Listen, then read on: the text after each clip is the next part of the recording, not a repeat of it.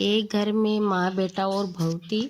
एक दिन माँ बोली, बेटा मैं कार्तिक नहाऊंगी। बेटा बोला, नहा ले मैया।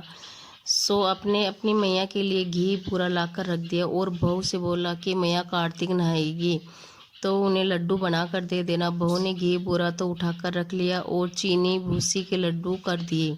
अब बेटा अपनी माँ को पल्ली पार कर एक झोपड़ी में छोड़ आया और आसपास के लोगों से कह दिया कि मैं अपनी मैया को छोड़ के जा रहा हूँ, तुम सब लोग इनका ध्यान रखना। बुढ़िया उठते ही कार्तिक नहाकर खूब भजन पूजा करती और जैसे लड्डू निकाले भगवान को भोग करे और याचक के रूप में आए और कहे, दरवाज़ा खटखटाऊं माँ, एक लड्डू पाऊं। ऐसा सुनते ही बुढ़िया एक झट से लड्डू दे दी। ऐसा करते करते कार्तिक पूरा हो गया। तब श्री भगवान आए और बोले, चाहे 100 वर मांग ले। बुढ़िया बोली, मैं क्या मांगू, मुझे कुछ नहीं आता। ऐसा कहकर भगवान ने झोपड़ी को लात मारते ही महल हो गए और बुढ़िया ने लात मारी तो वह 16 साल की हो गई। अब तो उसके पास खूब धन दौलत हो गई।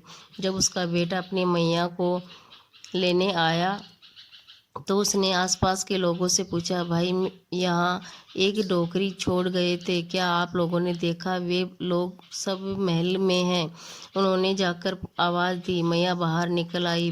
बेटा गाड़ी में मैया को बिठाकर लेकर सब सामान रख कर ले गया। देखा तो बहू जलने लगी तथा अपनी माँ को कार्तिक स्नान कराने की सोचने लगी। कार्तिक के आते ही उसने ज़बरदस्ती अपनी माँ को स्नान कराने के लिए भेजा और खूब घी बूरे के लड्डू बना दिए।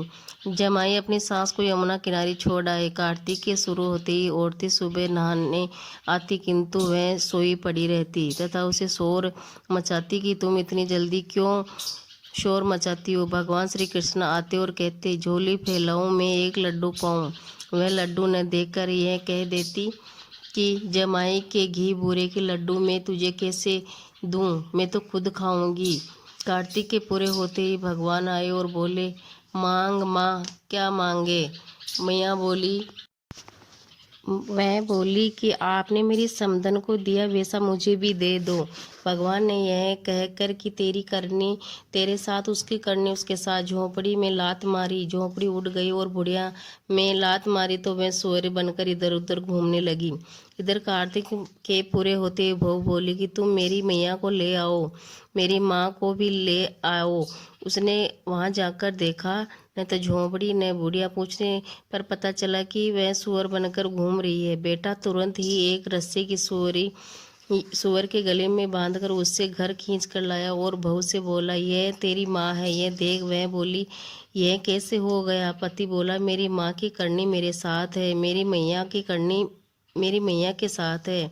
तब उसने पंडितों से पूछा कि एक पंडित ने बताया कि जो भी एक कार्तिक या 10 बैसाख बिना नमक के खाकर नहाई हो, उसके नहाने की धोब इस पर पड़े तो यह ठीक हो जाएगी। यह सुनकर बहू ने विचारा कि मेरी सास ने इसी तरह स्नान किए हैं, अतः वह अपनी सास को की खुशामद करके बोले कि सासू जी, आज तो मैं तुम्हें अपने हाथ से नहलाऊंगी। सासू बोली, नहीं मानती तो नहला दे। यह सुनकर उसने एक गड्ढा खोदा और उसमें अपनी माँ को बिठा दिया, ऊपर से पट्टा रख दिया और अपनी सास को पट्टे पर बिठाकर खूब मल मल कर स्नान कराया और नहाने के पानी से बहू की माँ पहले जैसी हो गई।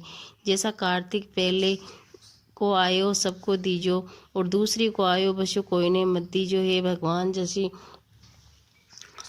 बाकी मुक्ति करे जैसी माखी भी कर जो, कहता सुनता नो खारा बरता न। बोलो कार्तिक भगवान की जय हो।